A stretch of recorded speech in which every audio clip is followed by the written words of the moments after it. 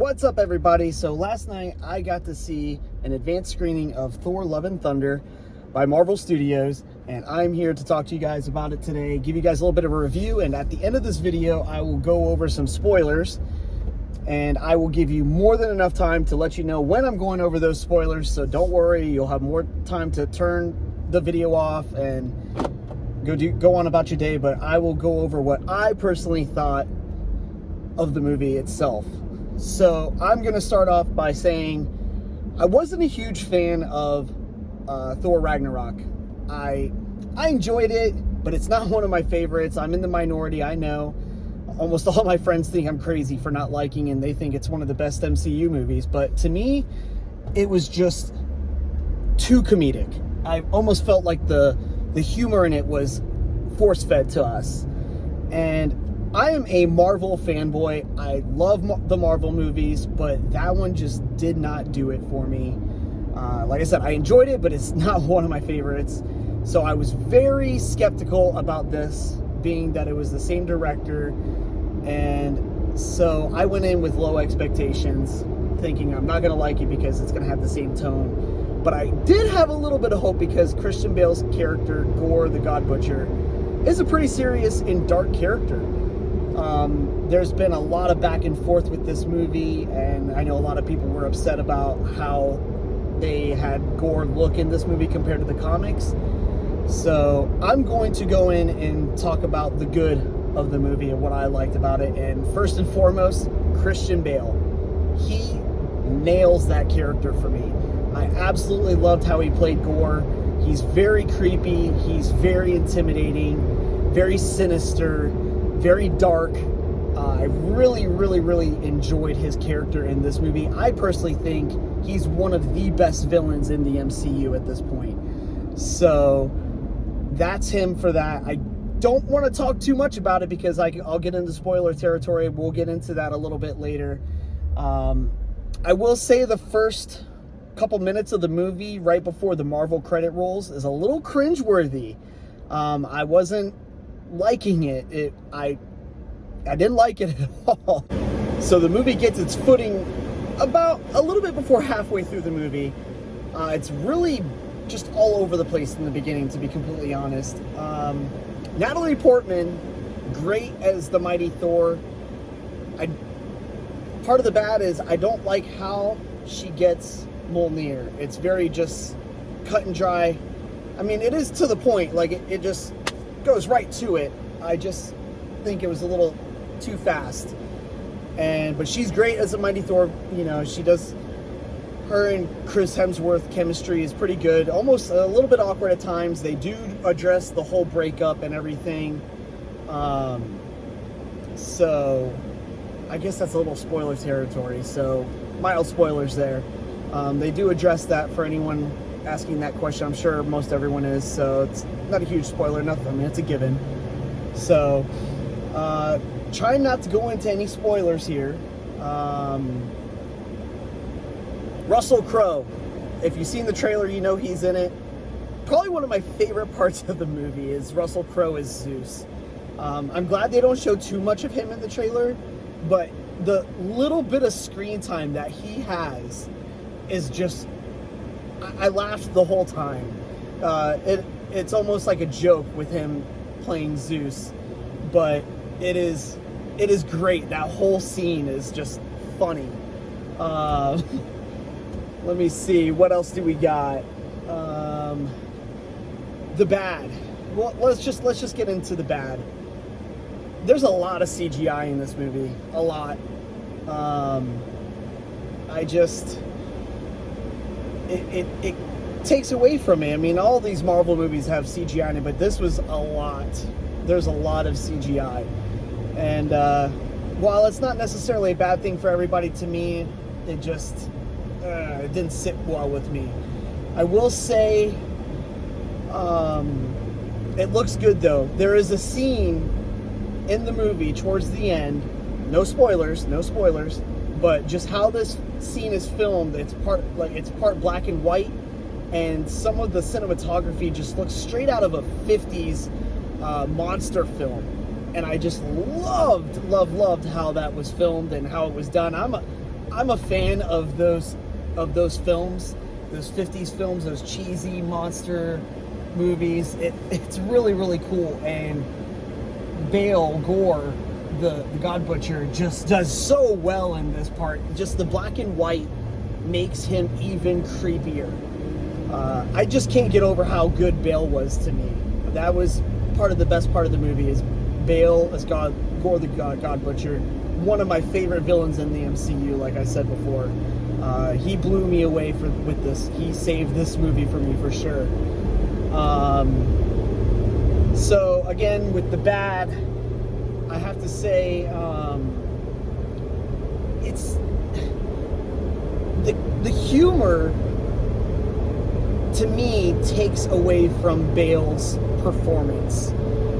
You know, you're in this serious moment, and then all of a sudden, oh, something funny, and I just, it really, really bothers me when they do that. Like I said, I'm a Marvel guy, and I know the DC movies are supposed to be more serious, and people will say, oh, if you want a serious, dark movie, go watch a DC movie. Well, that's fine, but I'm all about the humor. I love the humor when it's appropriate. I'm sorry, but when you got Gore the God Butcher on screen and he's supposed to be butchering gods and then something funny happens, it just doesn't mix well to me. You know, it is funny. I mean a lot of it is funny, and it doesn't seem as forced to me as Ragnarok was, but it's still over the top. And that just, I don't think they could have done a little bit more with this movie. You know, we just had Doctor Strange and the Multiverse of Madness, and that was good. I mean, not one of my favorites. I actually think the movie should have been longer for Doctor Strange, but it is what it is. For what it was, I think they could have done a better job, but it was dark. And, you know, yes, there was some humor in it, but to me, it was appropriate humor. But this is just, it's kind of like thrown out there. So, overall, I really enjoyed it. I liked it more than Ragnarok. I'm not a fan of Ragnarok, so I don't know how much that says. But it's good. I enjoyed it. Like I said, probably 30 minutes after the first 30 minutes, I really started enjoying it. The first, it needs to get its footing.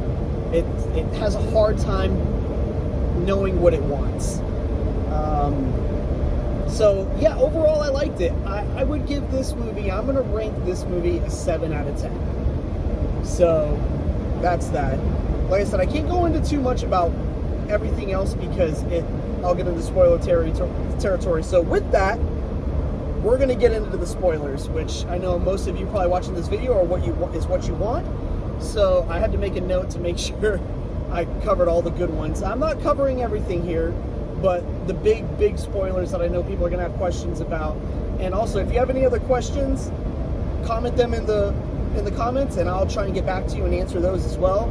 But for the big spoilers, Guardians, in the trailer, they make it seem like the Guardians of the Galaxy are going to be part of this whole movie. No, they're not. They're in it for maybe 10 minutes, and it's the first part of the movie, and then they're gone. So it's the first 10 minutes, and then with the Guardians, and then they're gone, and it is Thor's movie. So obviously Jane is back. For those that read the comics, yes, she's back, and we find out she has cancer, stage 4 cancer. So she's coming up with she's obviously, she's Jane Foster, the scientist. She's trying to come up with a cure for this cancer, can't find anything. So she's in her laboratory, and she hears something, and she looks up and she sees the mythic, mythological Viking books, and so she starts reading it, and it's essentially Mjolnir is calling to her, and that's what got her attention to look at the books. And she's reading, and she's like, they all have good health, Thor, all these gods have this great health. So she goes to New Asgard, and this is where we see the scene. This is in the beginning of the movie, pretty much. And this is where we see the scene of the play with Melissa McCarthy, Sam Neill, Chris Hemsworth's brother, Matt Damon, that whole scene's pretty freaking funny. I did get a good laugh out of that. I'm glad they brought that back in from the last movie. That was one of my favorite parts of Ragnarok. So then that scene comes up, and next thing you know, they have like all these exhibits there. They have an ice, I forget what it's called, but it's like like an ice cream shop with the gauntlet. It's just little things here and there, little Easter eggs. But here they have this exhibit of Mjolnir, and Mjolnir's all broken into pieces, and everyone's looking at it. They're talking about it, and then they go on to the next exhibit, and then someone's left standing there, and obviously it's Jane, and she's just staring at it, and then all of a sudden it starts shaking. And this is what I didn't like about it, because the next time we see Jane, it's her with Mjolnir all dressed up in the scene that you see in the trailer, and Thor starts freaking out. So that's essentially how she becomes the mighty Thor. They don't really show it. She's first standing there looking at Mjolnir in this little exhibit glass there at New Asgard, and then the next thing you know, she is the mighty Thor. Lame to me, but it is what it is, I guess. I think they could have maybe explored that a little bit more, but okay. When she shows up, it is pretty cool. They do show it, and they don't show as much in the trailer, but what she can do with Mjolnir was awesome to me. She can split Mjolnir up into little pieces and get multiple kills. And then as it comes back, it all forms back together and she catches it. That was awesome. That was a cool little touch. What else we got here? Obviously, as Jane is the mighty Thor, her health deteriorates a lot faster in her normal self. So in the end, she almost dies at one point, and she's in the hospital, and Thor is like, okay, I'm gonna go fight Gore by myself, because if you end up becoming the mighty Thor again, you're going to die. So he's up there fighting Gore with all the kids that Gore kidnaps in the middle of the movie, and Thor gives the God of Thunder's power to all the kids. So it's all these kids just tearing apart these shadow monsters that Gore unleashes. It's a really, really cool scene. I didn't really go over that before, but Gore, what he does is he ends up kidnapping all the kids in New Asgard to lure Thor out to try and kill him. So Thor, in the end, finds them, gives them all this power, and they're all just kicking butt up there. It's really, really cool. It's a cool, fun scene. I actually can't wait to take my son to see it, because I think he's really going to enjoy that part of the movie. But it's just a really good, feel-good scene.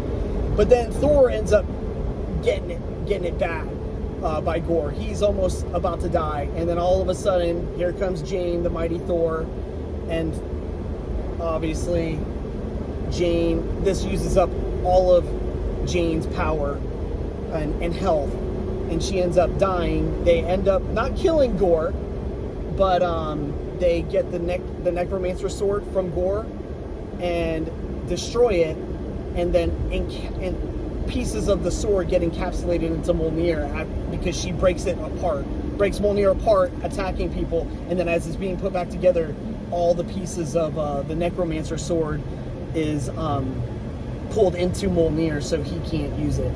And knowing Gore gets his power from the necromancer sword, since it's no longer there, he ends up losing that power. So in the beginning of the movie, when I was talking about the cringeworthy scene, it starts off very ominous. I like the way it first starts off, and then we see the opening of the movie is Gore carrying his daughter through this desert. Daughter's still alive, but they're barely there, and it's hot, obviously. And then Gore's holding his daughter, and she says, "I'm tired." She ends up passing away right there in the beginning of the movie.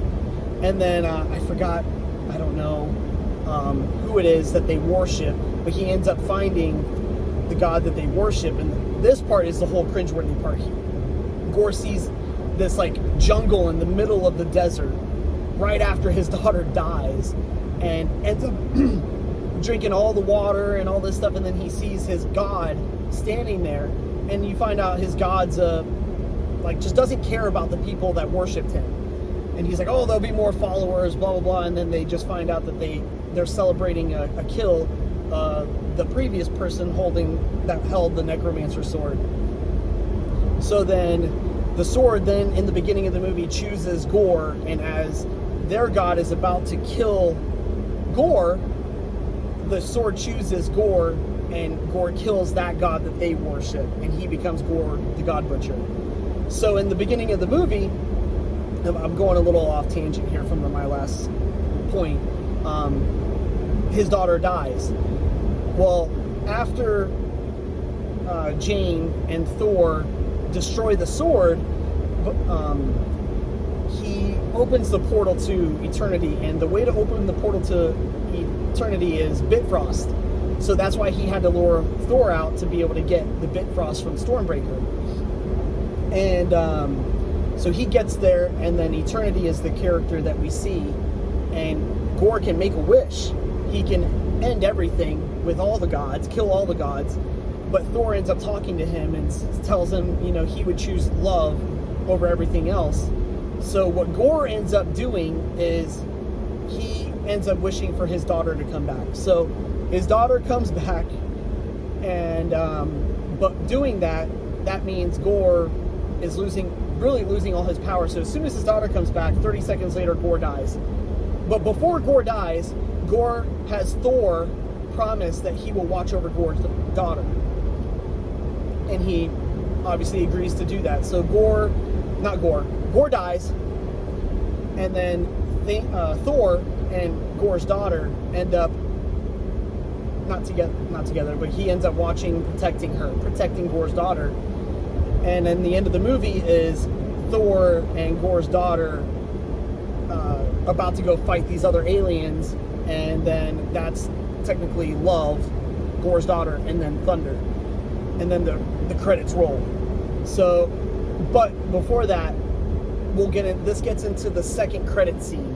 I'm going to go in order. So Jane dies, and she kind of floats away like Anthony Hopkins did in Thor's arm, and then Thor takes Gore's daughter, and they leave, and they end up living their own little life.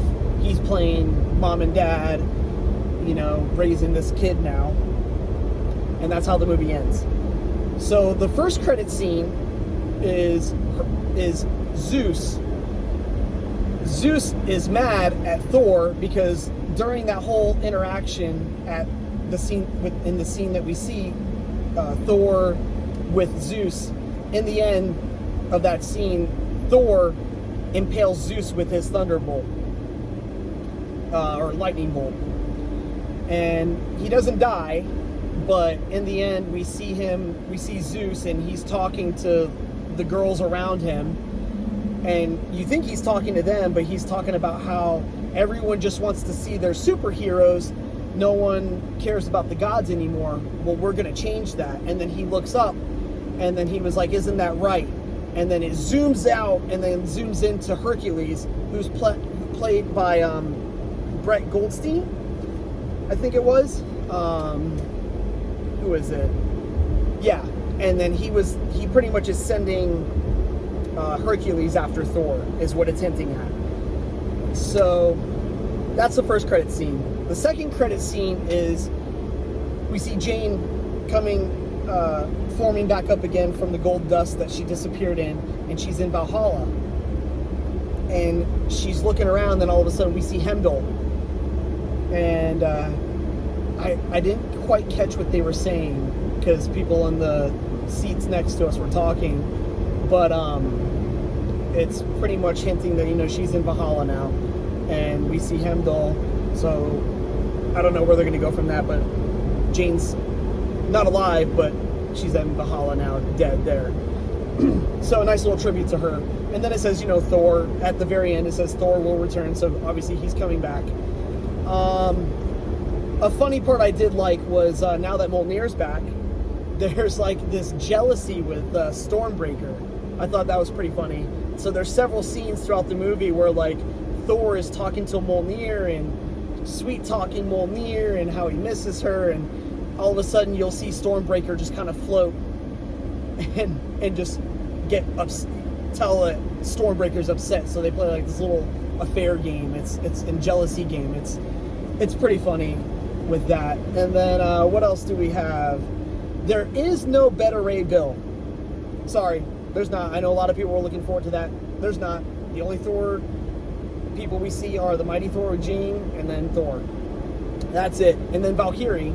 Lady Sif, she's in it for about 30 seconds. We see her and her arms chopped off, and she thinks she's about to die, but she doesn't. So that's it for that part. And then at the very end, she's training the kids that were saved in New Asgard. That's it. No, nothing crazy there with her. I can't really think of anything else. There's no other really big cameos besides Hercules. I'm not really sure how that actor is going to play Hercules. He doesn't look all that buff. What I did see of him actually kind of looked more CGI than anything, but you see him for literally 2 seconds. That's it. And that was in the first credit scene.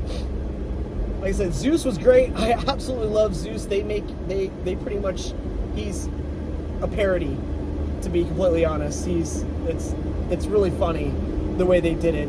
I did enjoy that scene, but I'm trying to think if there's anything else I can really fill you guys in on, but that's it. I mean, Gore went out very easy. I feel like Marvel sometimes has a hard time sticking the landing with the villain, but I do think he's one of the better villains in the MCU. I really, really enjoyed his performance. He is creepy. I mean, creepy. I know a lot of people aren't impressed with the way they made him look, but I'm telling you, he does a good job. It's just the humor kind of takes away from that for me, to be completely honest. They still make Thor look like a joke. And Guardians, like I said, were in it for all of maybe 10 minutes. So they're not a substantial part of the movie. And that's it. If you guys have any other questions, feel free to ask them in the comments. I'll get to what I can. And I appreciate you guys watching up to this point. Obviously, I'll start doing this more with some more of these movies. I see all the advanced screenings. I haven't done one of these in a while, but I thought this would be a good one to do again. And I hope you enjoyed it. If you did, give me a thumbs up. Subscribe if you really like it, because there's going to be more content coming out. I'll start doing these little reviews and spoilers for all my advanced screenings that I do. So thanks again for watching, and tune in for the next one.